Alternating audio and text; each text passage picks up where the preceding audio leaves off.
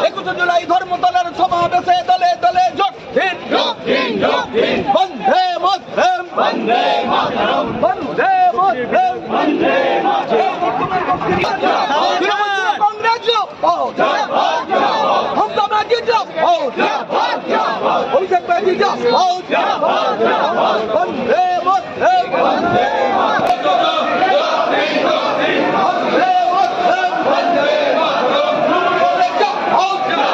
এবং বিভিন্ন প্রকার সহায়তা প্রদান করা হচ্ছে। আপনারা এখান থেকে ব্যাংক সংগ্রহ করে ধীরে ধীরে অগ্রসর হন।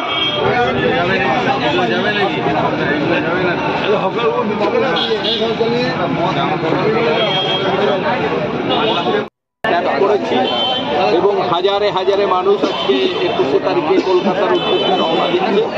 আমরা সবাইকে ব্যাচ এবং খাবার এবং জলের ব্যবস্থা প্রতিবারই করি, সেটা আমরা সবাইকে দিয়ে দিচ্ছি। সবাই মিলে যাচ্ছে।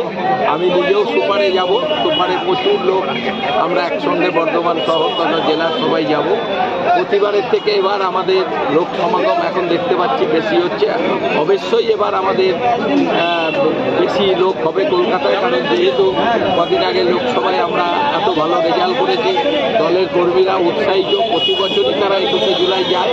এবার আরও বেশি সংখ্যক দলের কর্মীরা 21 জুলাই উঠেছে, সবাই রওনা হচ্ছে। লোকসভা ভোটের পর, লোকসভা ভোটে জয়লাভ করার পর আজকে প্রথম মুখ্যমন্ত্রী মমতা বন্দ্যোপাধ্যায়ের সভা, সেই সভা থেকে তাকিয়ে থাকবেন তো যে কি বার্তা দেয় মমতা বন্দ্যোপাধ্যায় আজকে? আমাদের মাননীয় মুখ্যমন্ত্রী যে বার্তা দেবেন দলের নেত্রী, সেটাই দলের কর্মীরা সবাই জেনে ওখান থেকে আসবে। সেইভাবেই আমাদের দল চলবে।